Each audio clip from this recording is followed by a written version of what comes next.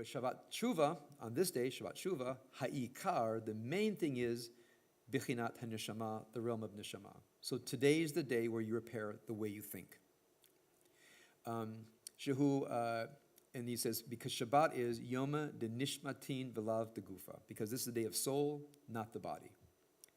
He says, because on Shabbat, the tradition is you don't request tzorchei haguf, you don't talk about bodily concerns, but rather tzorchei haneshama. This is the day where you focus on what your soul needs.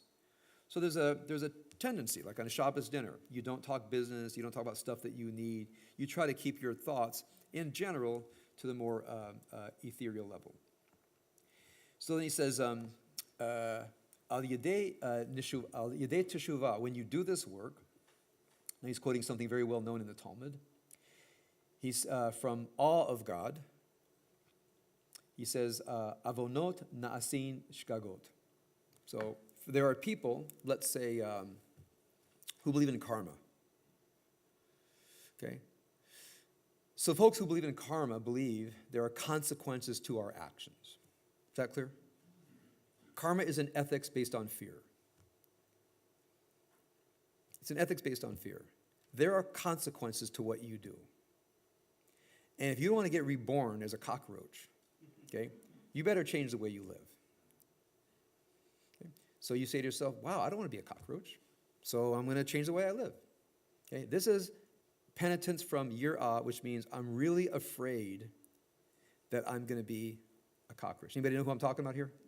This is Franz Kafka, in case you didn't catch the illusion, okay? He woke up one day, he was a cockroach, okay? Something had gone terribly wrong in his life. So read The Metamorphosis by Kafka. You'll get the full existentialist illusion there.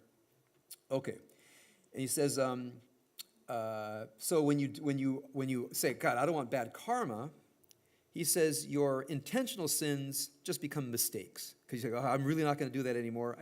So it becomes the point where it doesn't own you, but you know you made a bad mistake. And then he says, and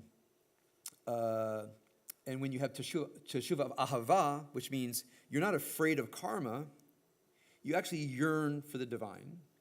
He says, shgagot nasin zechuyot, that mistakes become merit. Mistakes become merit. Now, how can that be that a sin becomes a mistake and a mistake becomes a merit?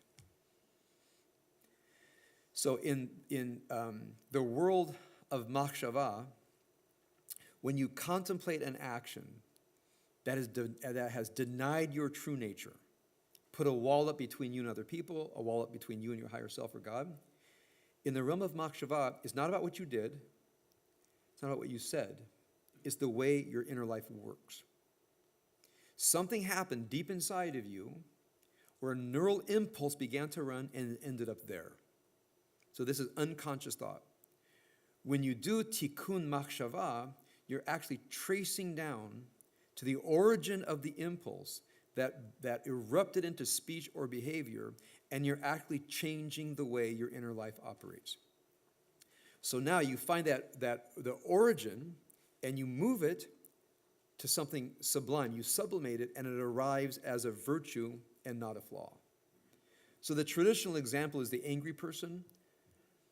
The higher truth of an angry person is a warrior for virtue, is the protector, the defender. So what happens with the unenlightened person, they want to protect their ego. They want to protect themselves. They want to protect the way that they want things done. I knew a dad like that. His kid would lose their shoes. He'd just become ballistic on his kids. They lost their homework. They lost their shoes. I said, what are you defending? Some silly thing about they have to learn responsibility and so forth. I said to him, if any other man spoke to your kids the way you speak to them, you'd kill him. So why are you allowed to? I said, you really want to defend your children? You really want to take all that energy and defend your children? Defend them from you, first of all. You're the enemy. And then we'll talk about what it really means to be a dad. And it's not to yell at their kids when they lose their shoes. So I said, let's find that warrior. Become a real defender of your children and not a defender of your ego. So there's an example where we went way down inside to the warrior spirit, and we changed it from a warrior for ego to a warrior for virtue. The guy's a warrior. He's a warrior. Well, let's use warrior spirit. That's an example where You go all the way down inside, and suddenly the sin can become a merit. And that's, from Sfas Emeth's perspective, that's the work today. We want to go to the root of thought and change patterns that go one way and have them arrive at patterns that go the other way, that they actually become meritorious.